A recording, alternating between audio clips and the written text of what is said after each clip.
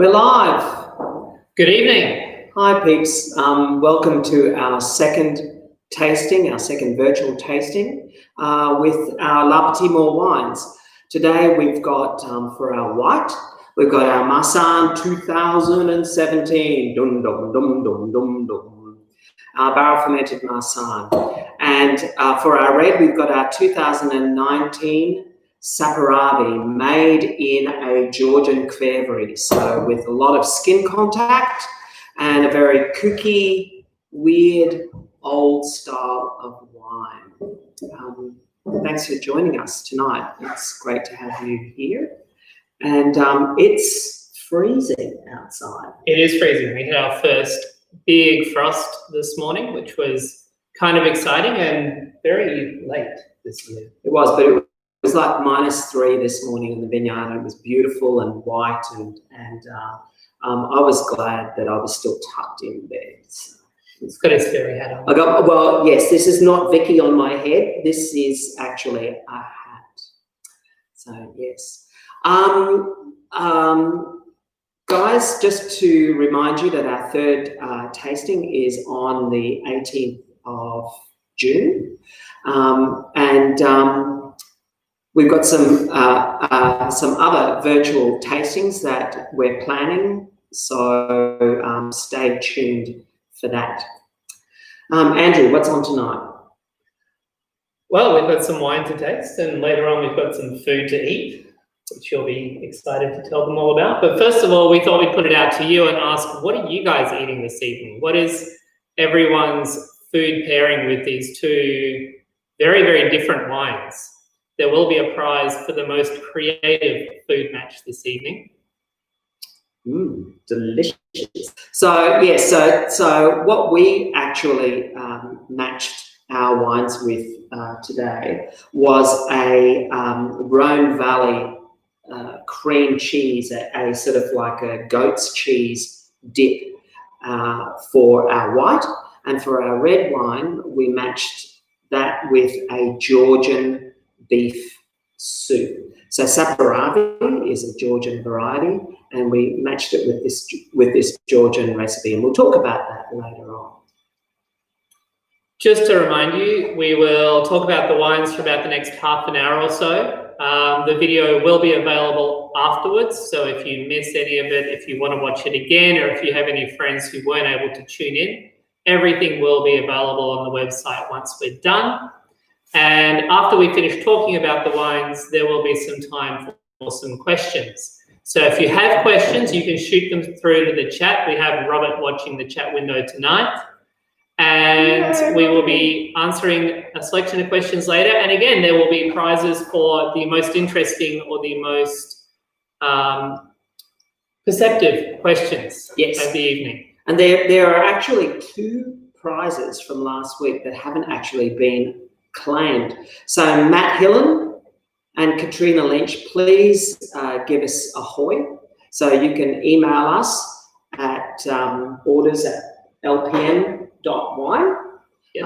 Or you can give us a call or whatever, get in contact with us.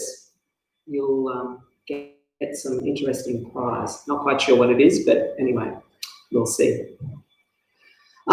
First wine for the day is our Marsanne 2017. Thank you, Henri. Sit down. Let's talk about Marsanne.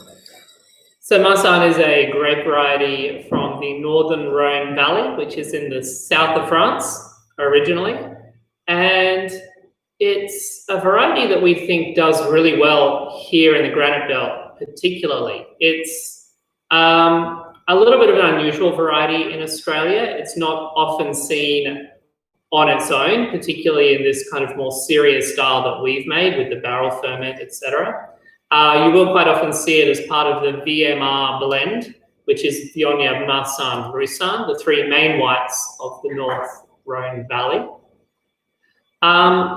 And of the 3 sisters, the 3 varieties, the Marsanne, the 3 white varieties, the Marsanne is probably the most subtle and elegant of the three, I think. Do you agree? I think so too. But when we're talking about the family, when we're talking about the three sisters, and we're talking about the Rhone Valley, people aren't familiar with the Rhone Valley so much in Australia, but we are familiar with Shiraz, and Shiraz is one of the main grape varieties of the Rhone Valley. And it's interesting to see how Australia has made Shiraz its iconic grape variety, and they haven't really adopted the white varieties of Rhone as enthusiastically as they have Shiraz, which is, I think, a really interesting and weird sort of thing. I don't know. Having said that, I think there is an opportunity for us here in the Granite Belt because, as the name may suggest, we have a lot of granite here. And the Northern Rhone Valley is kind of contiguous with the south of Burgundy. So the south part of Burgundy coming down through Beaujolais is absolutely characterized by decomposed granite soils. The other thing that the north of the Rhone Valley is synonymous with is sunshine.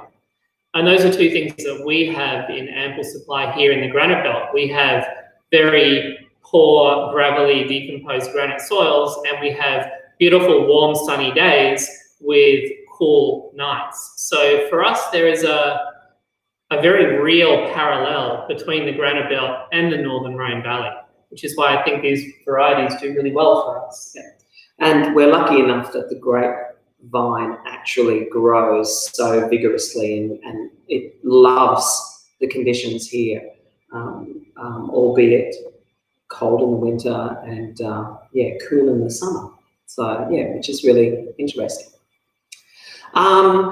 This wine, I think it's a great alternative for Chardonnay. It's a medium-bodied white wine.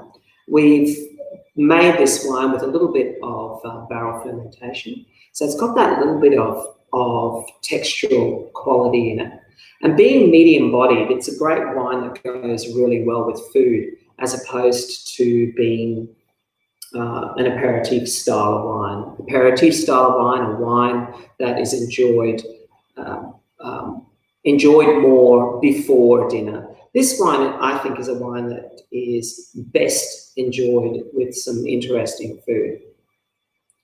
I think that's a really interesting and important thing to consider. And in the last tasting, we talked a little bit about some food pairing concepts that go just beyond obvious flavors. And I think that's particularly important when you look at a wine like this, which doesn't have really obvious flavors. When you look at other varieties like Sauvignon Blanc is a very popular example, there are a lot of flavors in Sauvignon Blanc that leap out of the glass at you. They're obvious and they're present and they're really distinct.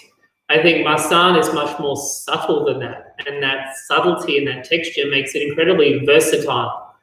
But it means that you have to think a little harder about food matches, and you think about how the wine feels in your mouth and how that's going to interact with the food that you're going to eat. So tell us about this goat's cheese dip that we'll be enjoying. Well, this goat's cheese dip that we will be enjoying tonight is, I haven't got my notes with me. Oh, hang on, maybe they're here. Let me see. The dish, and I'll upload all the recipes later on, and no, the notes aren't here. They're left in the house next door. The dish that we're planning to match with this is actually called the silk maker's brain, or something weird like that. That is very weird. It is very weird. And basically it's just mushed up goat's cheese. You're really selling it. Oh, it's delicious. With ricotta and a whole heap of interesting herbs. It's a great, I suppose, accompaniment with any cheese platter. And I think, white wines just go so well before dinner with some snacks, with some cheese, before the main event, I think. Absolutely. And I think as well, goat's cheese has that really interesting texture. It has that really interesting chalky texture sometimes. Has that really interesting, sometimes feral sort of taste to it. A bit goaty. A bit goaty, indeed. Being a Capricorn, I quite like that sort of style. So what are you seeing in the wine that made you choose this dish? The reason why I chose this dish was because it was synonymous with the Rhone Valley, and not really considering the Marsanne as such. So, Andrew has yet again caught me out. So yes, I mean, it's very difficult to sort of try and find dishes that are absolutely synonymous with the Rhone Valley. This dish is all about the silk trade in the Rhone Valley and its history in the Rhone Valley. But when we think of the Rhone Valley, we think of where it is and think of the culture of how people have been enjoying wines from this area. The Romans have been growing grapes in this area since the 50s, so like AD 50. So for over 2,000 years, they've been growing grapes in this area for 2,000 years. So it's very interesting how the area is so integrated with the wine industry. You can't really separate the area from wine. It's a part of the culture. It's a central part of the culture. I think this is a really interesting thing to consider in food and wine matching, is that in the old world, in European countries, food and wine are quite inseparable because the local food and the local wine have grown up together over centuries, or in the case of our second wine, over millennia. So they naturally go together without really thinking about it. So if you are looking for ideas, or if you're looking for inspiration on what to pair with a particular wine, look at where the wine classically comes from and look at what the people eat in that part of the world, and you'll get some very useful clues as to what you might match.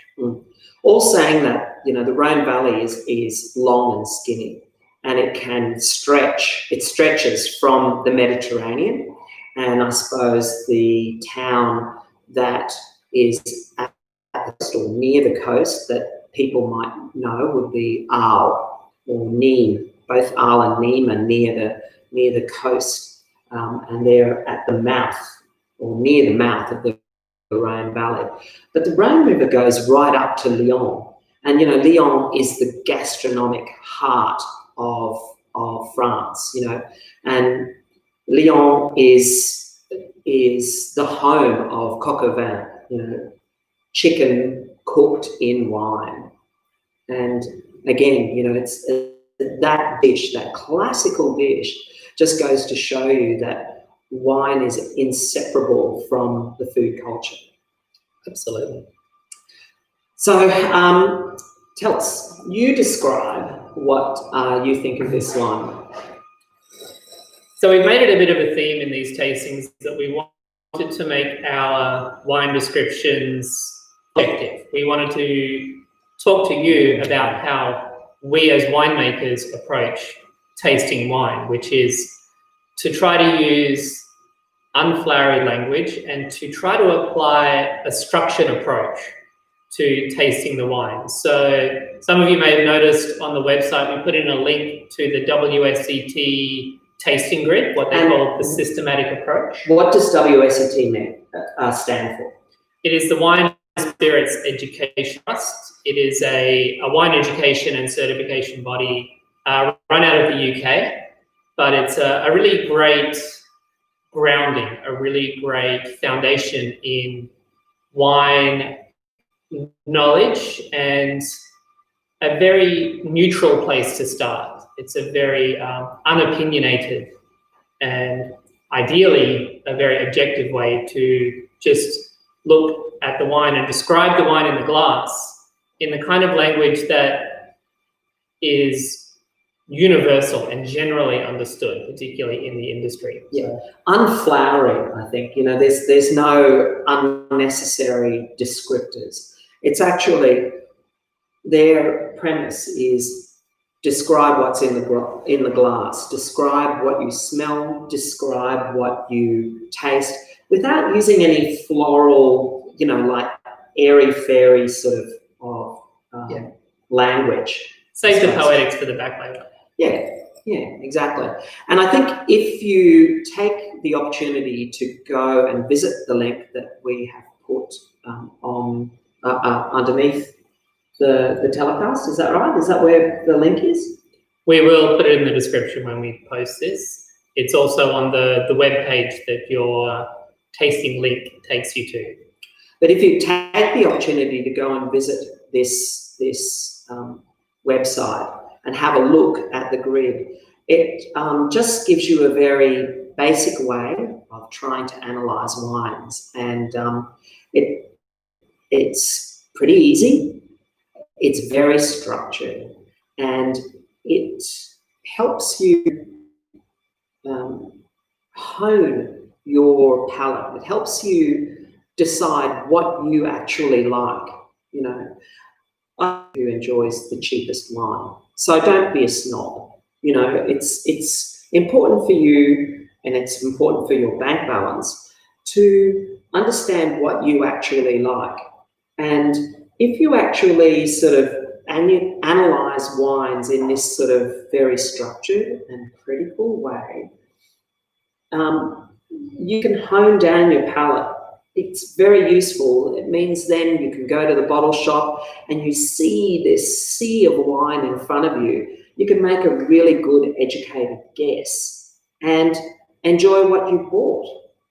And I think that's a really interesting thing, a really vital thing to consider, is that whenever we're looking at wine, one of the things we are most concerned with is this wine good value? I think that's what Claire's trying to get at, is that, you know, we see wines that we think are really good value at $10 a bottle. For $10 a bottle, this wine is well made and it's drinkable and it's really good value.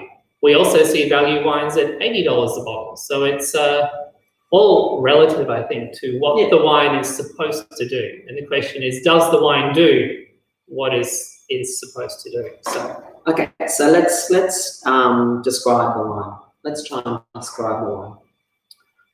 So the three basic things that we look at are the appearance. We look at the wine in the glass. That doesn't tell you a lot, but it might give you some clues and it might back up some decisions that you make later on. We look at the nose of the wine, what it smells like, and then we look at the palate, how the wine behaves in the mouth. So the appearance. How would you describe this wine? I think it's clear. And I think it's bright. And when I talk about bright, it's like it looks clean and bright, and you know, there's nothing dirty going on there, as opposed to some wines. Maybe the next one. I think it has a nice pale gold hue to it, maybe even a medium gold hue. Yeah, and that could give you an indication that this wine is a little bit older than 1 or 2 years old, and or that it has seen a bit of oak. Or that it's seen a bit of oak. Both the case in this wine. And basically, I can't see anything that tells me that this wine is going to be strange or problematic in any way. It's clear and bright and has a nice developed colour. Appearance, tick. Nose. On the nose, the first thing we're looking for is there anything wrong with the wine? We hope not. No problems? No. I think the wine is clean. I can't smell anything that is faulty in this wine. The intensity. We talked a bit about this last time. We had the Gewurz, Muscat, Pinot Gris, which is a very expressive wine. It's the kind of wine where you can hold the glass a few inches from your nose and you can smell it. For a wine like this, which is much more subtle, the intensity is quite low to the point that you really have to stick your nose right into the glass to be able to get anything. It's convenient that we have big glasses too. We always taste it big. I know.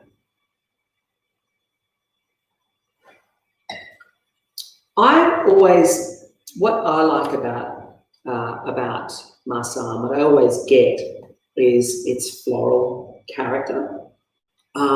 I always think of mock orange or gardenias or those sort of waxy style of flowers that, floral.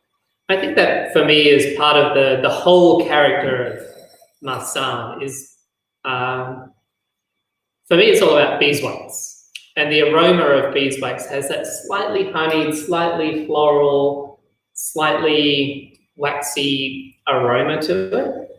And hopefully in the case of a good Marsanne, that should carry through to the palate. So the palate. How the wine feels in the mouth. I feel that it's quite textural, but it still has that really nice cleansing factor in this wine. So even though it's coating of the mouth, it sort of also refreshes the mouth too. So when you're talking about refreshing your mouth, that's talking about acid. And so there's good acid in this wine, which I'm really pleased with. Absolutely. Wine is all about a balance of acid, of texture, of fruitiness, maybe sweetness. There's a balance of all these factors that hopefully will allow the final product to be very pleasing in the mouth. And I think that balance thing is something that we certainly think about a lot. And when you're looking at balance and texture, there are four main components that contribute to this. This is sweetness, acidity, alcohol, and body. And they're all kind of part of the same family. So sweetness and acidity complement each other and balance out. In the case of this wine, there's nice fresh acidity and there's no sugar. This is a completely dry wine. The alcohol on this is kind of medium. It's around about high 12s. Yeah, I think it is high 12s. Let's have a look at the bottle. And our bottles don't. Low 12s. Our bottles don't lie. Where is it? 12% alcohol. There you go. Our bottles don't lie.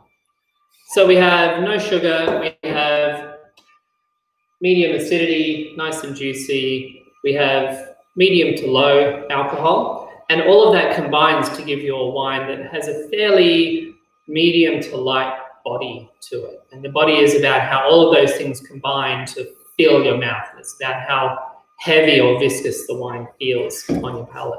The thing is as well, what I love about this wine is that there's still that lovely fresh fruit quality.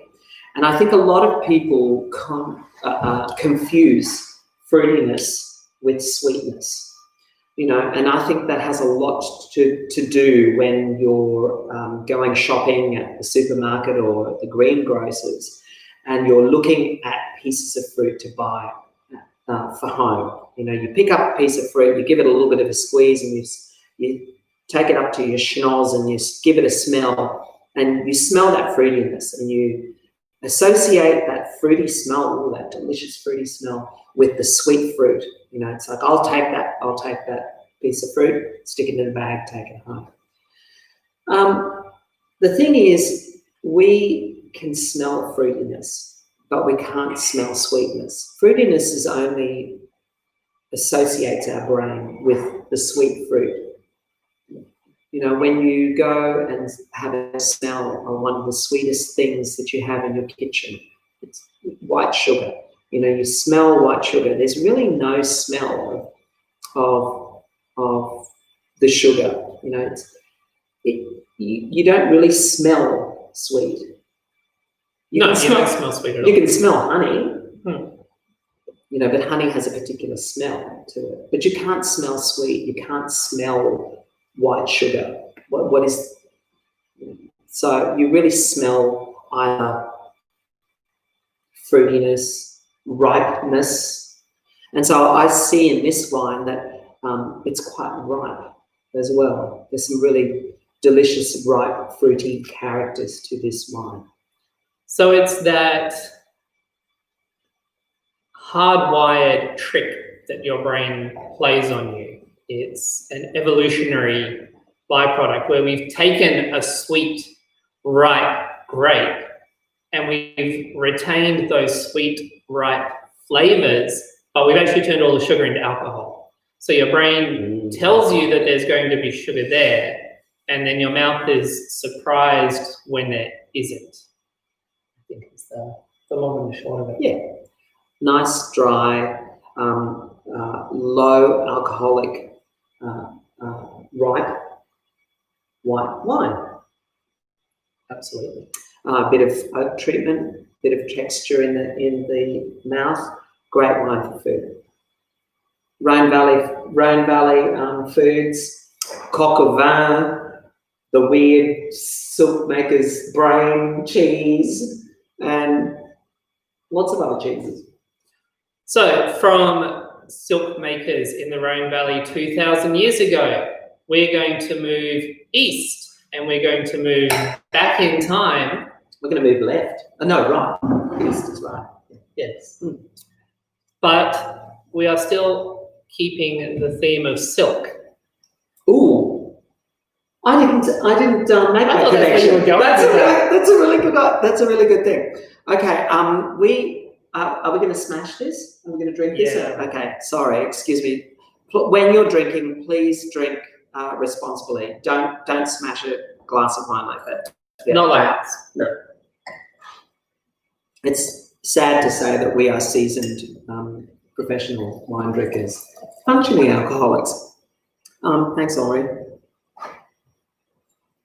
I'm going to finish this. You talk. Okay. So the next wine is a very exciting wine for us. This is our Saperavi Kfevri. So if you weren't with us for the last tasting, you may be wondering what a Kfevri is. The Kfevri is basically a giant 600-litre terracotta urn. You may have heard them referred to as amphoras. We choose the word Kfevri for two reasons. The first one being that the particular vessels that we have imported come from the former Soviet country of Georgia. So way over to the east in the Caucasus, right on the border of Europe. I think they would like to consider themselves European. Well, many may not. According to Eurovision, they are European. This is true. Yes. So yes, Georgia is a very interesting country because in the Caucasus Mountains, there are grape varieties in the Caucasus Mountains that are indigenous to that area. And archaeologists have gone to Georgia and have found these pottery shards carbon dated back to 8,500 years. And the archaeologists have deemed that Georgia is the birthplace of winemaking because the indigenous vines there, Vitis vinifera, the species Vitis vinifera, is indigenous of the Caucasus Mountains. And this is the species of grapes that the whole world make wine from. At least all the good wine. At least all the good wine. And that is reason number two that we call our vessels Kfevri, because the Georgians have been doing it longer than anyone else on the planet. And we figure if it's good enough for them, it's good enough for us. So we have these Kfevris. And they're very interesting vessels. They're very rustic. They predate the Romans and oak barrels, and they predate modern technology and stainless steel. And so they're very rustic, very labor intensive, and very satisfying things to work with. They're very handmade, very rough, very artisanal. When Andrew says labor intensive, it's all about labor intensive of trying to make the wine in these vessels. These vessels now, we have planted these vessels in the outside. So they're sitting out there in the cold, and at the moment, 13 out of 14 of them have developing wine in them. They're covered up and hopefully sealed up very tightly. They are planted in between two vineyards, our northern vineyard and our Verdelho vineyard, in full view of the winery. And we've put them there as an ode, as a celebration, as a celebration to the history and the tradition of Georgia. Which is the whole point of this project. This project is an opportunity to reimagine or re-examine the birth of wine in human culture, but in a modern context. And we are lucky enough in the Granite Belt that we have the freedom to do such things here. And when we talk about modern context, we talk about our modern understanding of winemaking, our modern understanding of fermentation and microbiology. So our aim is always to make wine that's delicious, that's sound, that is free of faults. But when it comes to making this style of wine, we also want to highlight the particular characteristic of how the ancients used to make wines. And so when we make this wine, we make it in a very lo-fi and very, we don't fuss about when we make this wine. We make it in a very lo-fi way, but we still consider that we need to keep this wine drinkable and free of any crazy faults. Which we'll talk about in a minute. Yes. But first, what are we eating with this? Well, what we're eating with this, and this is the interesting thing. Georgian soup. Yes, we are going to eat Georgian soup with this. And our Georgian soup is bubbling away in the house next door. So I'm not really familiar with Georgian as a cuisine. Yeah. Tell us about some of the key flavours in this dish. So the great thing about Georgia, and if you look at where Georgia is situated at one of the crossroads of the Silk Road.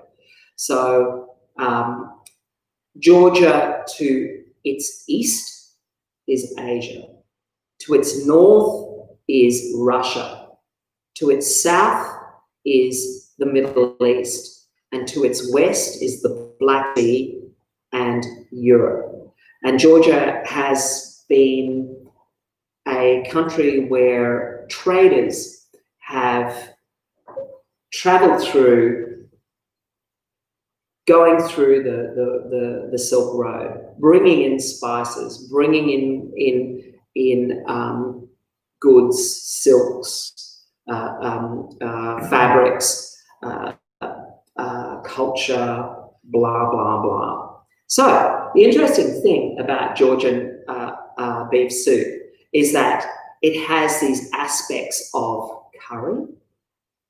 It has this aspect of curry with a European twist. It has some interesting Mediterranean and Middle Eastern qualities to the food. So it's this really weird mush up of the major cultures that we know: Asia, Europe, Middle East, Russia. It just has this mush up of culture, of flavors, and yeah, it's a very interesting cuisine, and it's a very valued cuisine as well. Apparently, apparently. We're hoping one day, once COVID is over, to go and visit Georgia, and hopefully we'll get a better understanding not only of the wines that come out of Georgia, but also the understanding of the cuisine. And it's really interesting to think that when it comes to grapes and the amount of varieties of grapes that are used to make wine, there are something like 1,400 different varieties of grapes that we use to make wine. I suppose, you know, the average person could maybe at best name 20 varieties: Shiraz, Cabernet Sauvignon, Sauvignon Blanc, Riesling, blah, blah, blah, blah.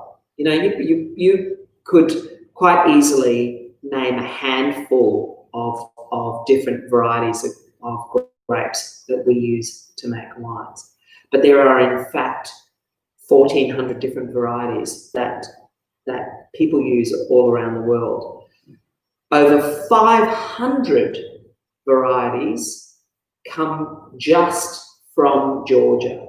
Georgia is ground zero for 500 grape varieties that people use to make wine, which is pretty amazing. And that's why that's an interesting thing in the way that wine is so intrinsic to the culture of Georgia, to the food of Georgia as well. Something that no French person will ever admit to is that the French probably learned how to make wine from the Italians. The Italians probably learned how to make wine from the Greeks, which is a big surprise. But the Greeks, or the Mesopotamians as they would have been at the time, probably learned how to make wine from the Georgians.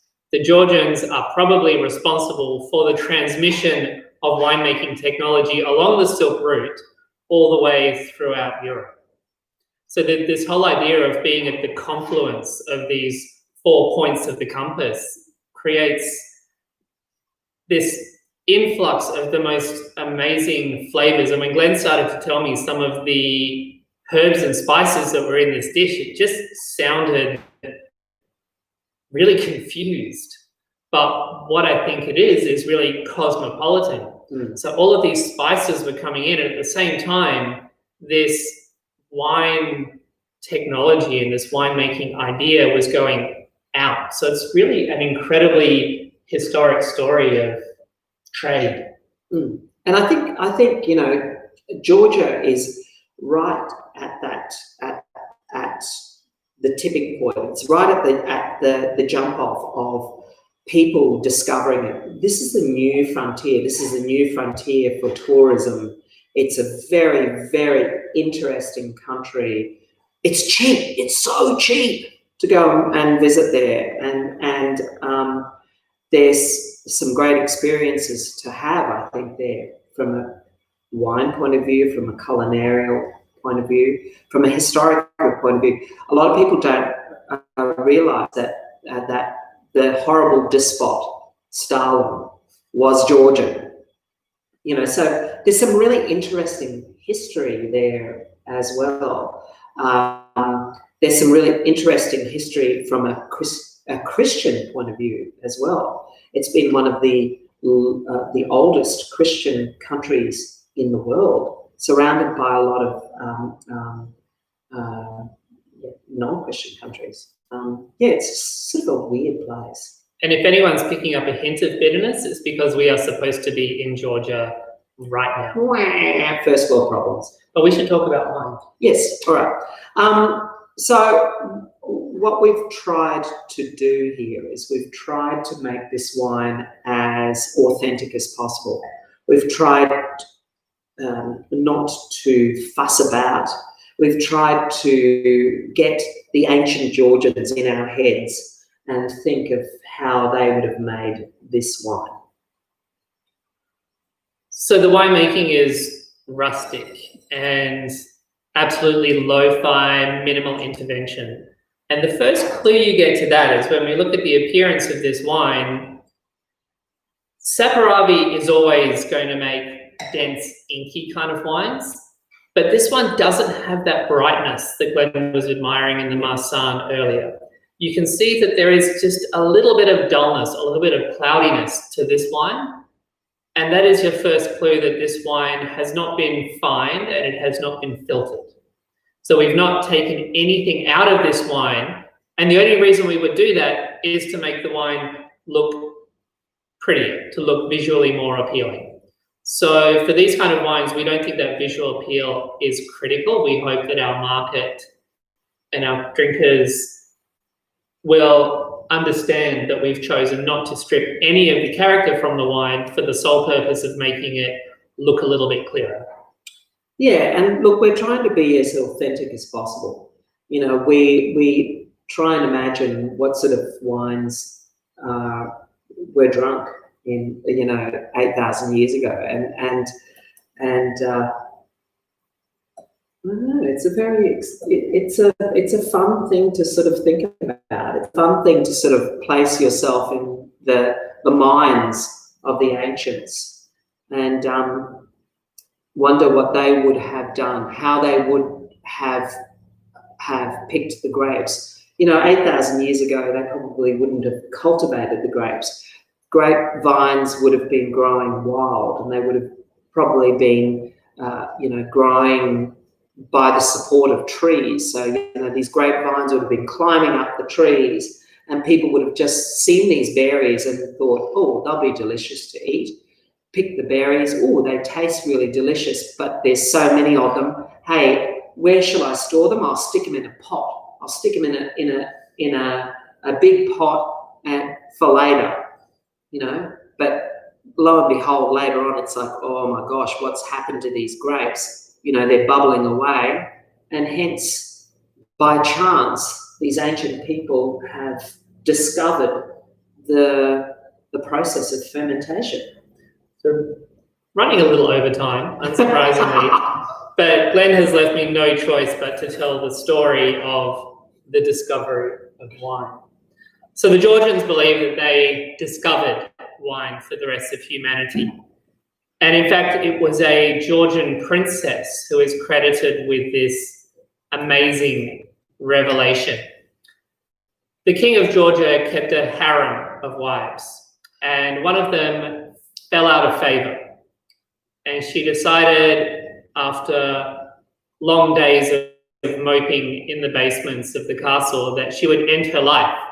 She came across this large terracotta vessel which had been filled with grapes during the harvest time, and it had started to bubble, and all sorts of strange and heady aromas were coming from it, and she was convinced that if she drank deeply from the vessel that it would kill her. In fact, it didn't kill her. She became quite euphoric and went running to the king with this discovery of this amazing new elixir. And it won her instant admission back into the higher hierarchies of the harem. And everyone drank deeply from the vessel and became quite merry and celebrated. And probably all had hideous hangovers the next morning. Yeah, cheers. But that is the story of the birth of wine according to Georgian culture. So how does this wine smell?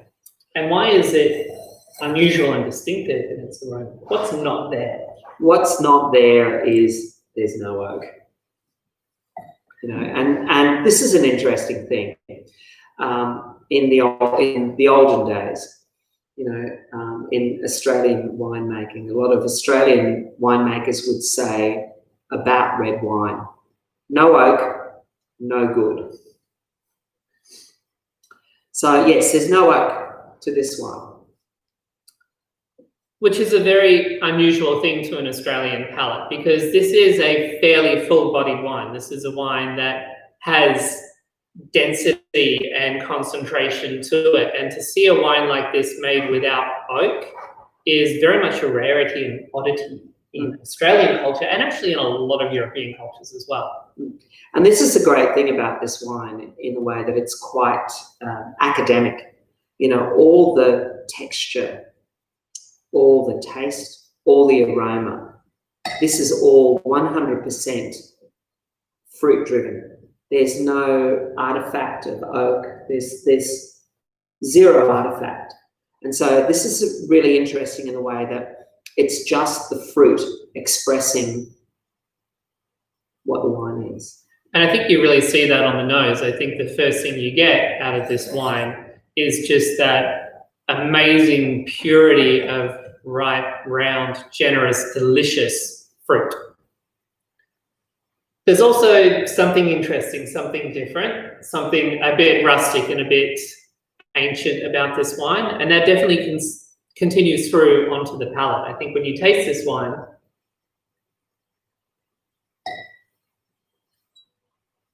you see that rusticness and you see the juiciness of fruit, but you also see that savouriness, you see that complex knitting of tannins, and it's, for me, it's a very rare and unusual kind of wine. And this is an interesting concept. This is a wine that's been fermented on skins for, I never know, I can't remember how many days. How many days? 148. Okay. So, you know, when people go on about how, oh, you know, I prefer an older red wine rather than a young red wine, you know, it's because an older red wine tends to be more smooth. Well, that's in general correct. And that smoothness is all about tannins, that on the palate, you know. This is a young wine. This is a 2019 wine. Why isn't this wine rough?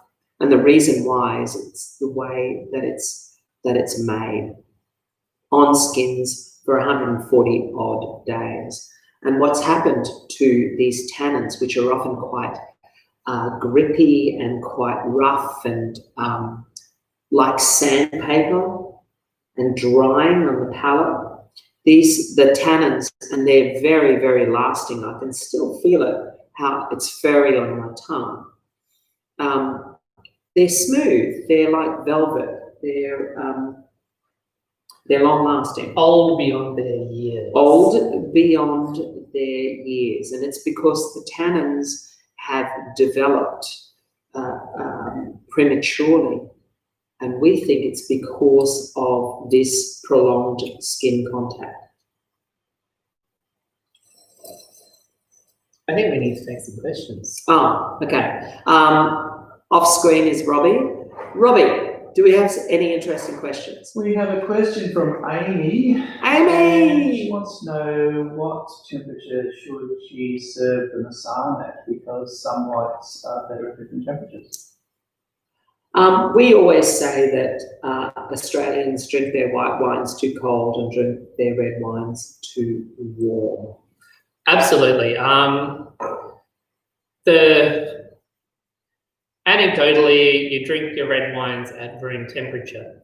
The problem is, particularly for us here in Queensland, our idea of room temperature is often a lot higher than the traditional European kind of room temperature. So we have a couple of rules of thumb when it comes to serving wines.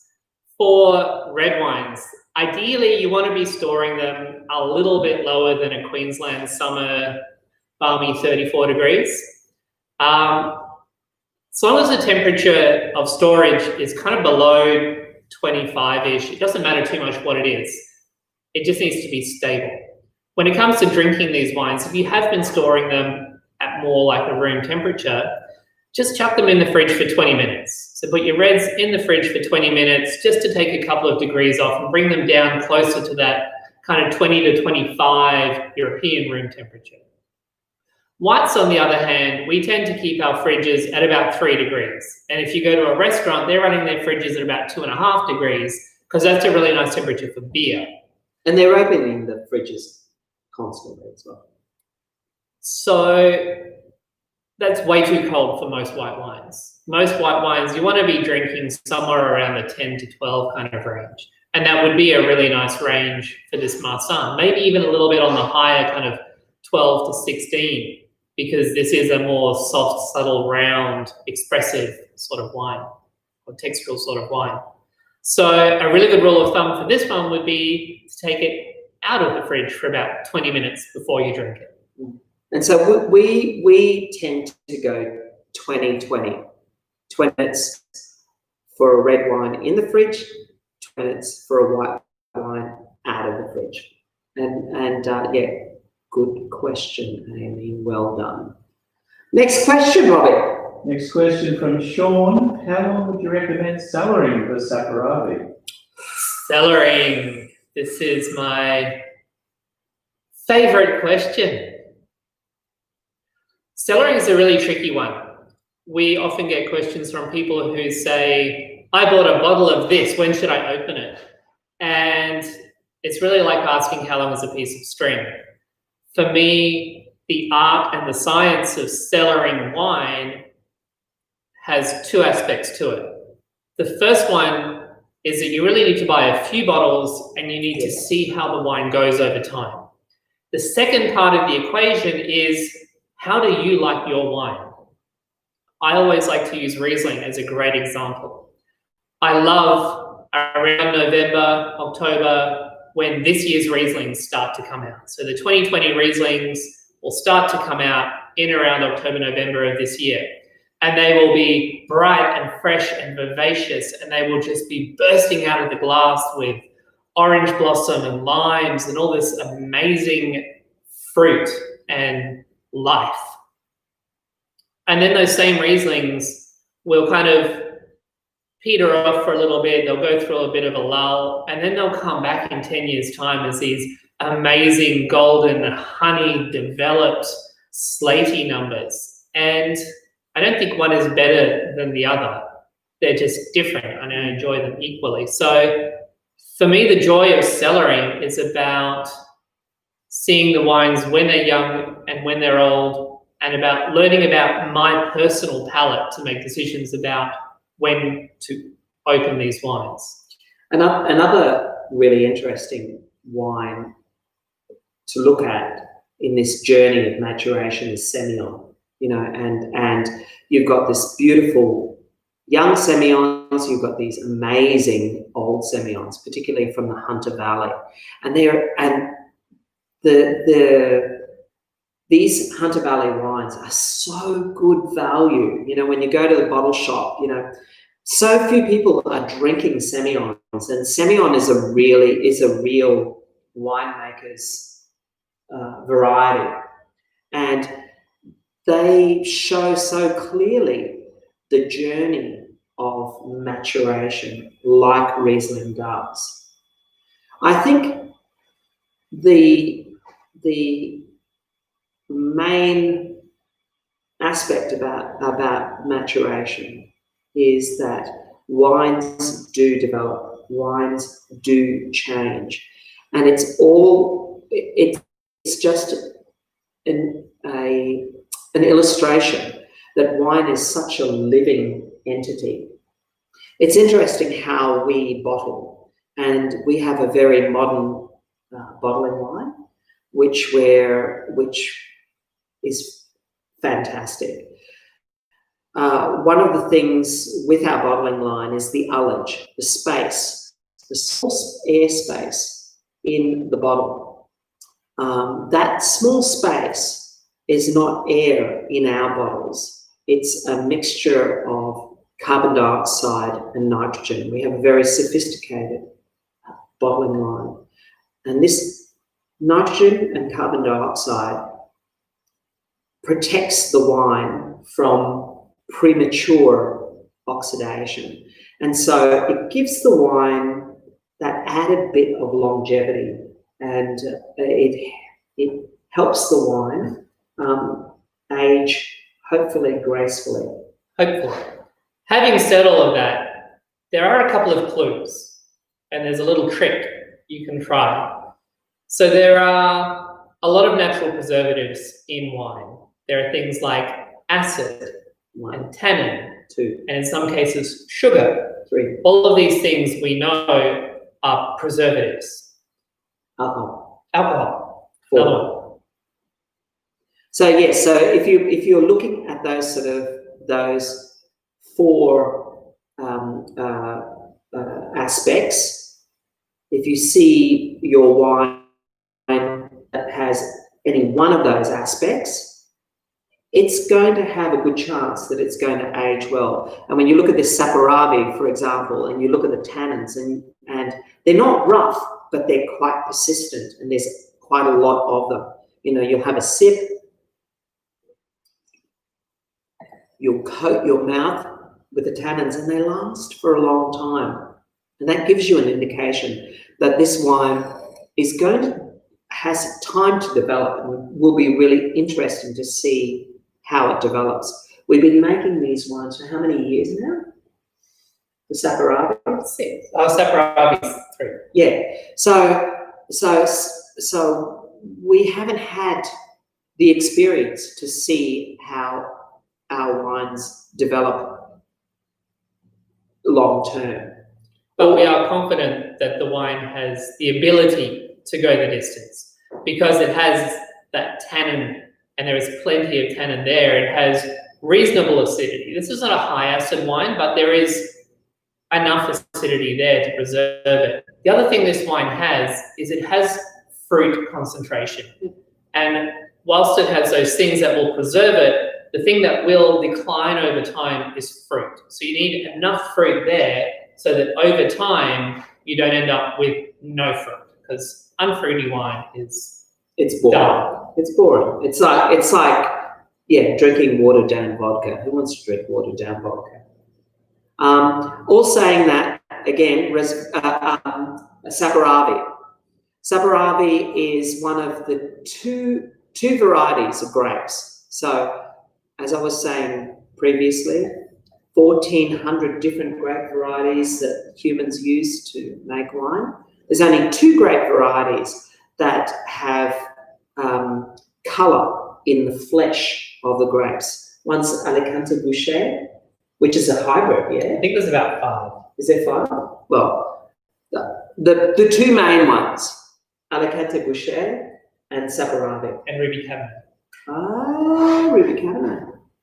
But, all saying that, Saperavi has got the highest amount of resveratrol in its juice and in its skin. And resveratrol is a particular antioxidant that is associated with the fountain of youth. This is going to keep you young. Dr. One. Robbie, any more interesting questions? One quick one. Sky and Byron would like to know, how do you clean these underground vessels? Because it doesn't sound like fun. It does not sound, it is not fun at all. Cleaning these vessels are not fun at all. Haruki-san, where are you? He's got his interview. Oh, he's got his interview today. Well, Haruki, our intern, is our cleaner extraordinaire. And unfortunately, he's now having an interview for his new job because his visa has run out. COVID is here. He's going back home to Japan. He's flying out to Tokyo in less than a week's time. And Haruki does our cleaning. It's difficult. It's not something that you would like to do. The whole Fairy project is somewhat of a labour of love. You know, we are using rustic and ancient techniques, and we are trying to be true to those techniques, but also to be clean and scientifically aware at the same time. So there is a lot of hand labour. You know, we fill the clairvoyants by bucket, 1 bucket at a time. And we have about 7,000 litres worth of clairvoyants. So that's a lot of buckets. When it comes to cleaning them, we have literally a rag on a stick that you scrub the inside of them. And then we do use a little bit of technology. We have a little submersible pump. So you can put about 20 litres of cleaning solution into the bottom of the clairvoyant, drop the pump in, and it will spray it around and wash the inside. But there is still a lot of manual labour involved. And there are 3 different solutions that we tend to use when it comes to cleaning these vessels. We use a very mild caustic soda solution, which is like the solution, it's like the powder that you would use in a dishwasher. But without any of the perfumes. Yeah, without any perfumes. Then we would neutralise that caustic soda with citric acid. So citric acid, for all intents and purposes, is like lemon juice, but we get it in a powder form. And then a final rinse, we use a peroxetane solution, which is a hydrogen peroxide solution, which basically breaks down to oxygen and to water. And so there's no residue left in these vessels. They're just hopefully, fingers crossed, microbiologically clean. Robbie, are there any more questions? That's it. Hey, 1 hour and 1 minute. Awesome, guys. Thank you so much for tuning in. Stay tuned for who won the prize this week. As last week, or as last tasting, we will consider the questions and we will post a little video on YouTube tomorrow announcing winners. So do check back on our YouTube tomorrow. And yeah, thank you for coming. Our next tasting will be on the 18th of June, which will be the final one in this trilogy of tastings. We do have more planned, so stay tuned. But in 2 weeks' time, on the 18th, we will be tasting our rosé, and we will be tasting something a little bit different. This is our Botrytis Sauvignon Blanc, but it's not Botrytis wine as you know it. One special shout out to my cousin in San Francisco for joining in. It is now 2:30 a.m. today, San Francisco time. Hey Marta, it's great to see you. Hopefully we'll see you soon one day when we can travel to San Francisco. People, thank you so much for visiting. Family, friends, it's great to connect in this day of isolation and COVID. Vicky says goodbye. Meow.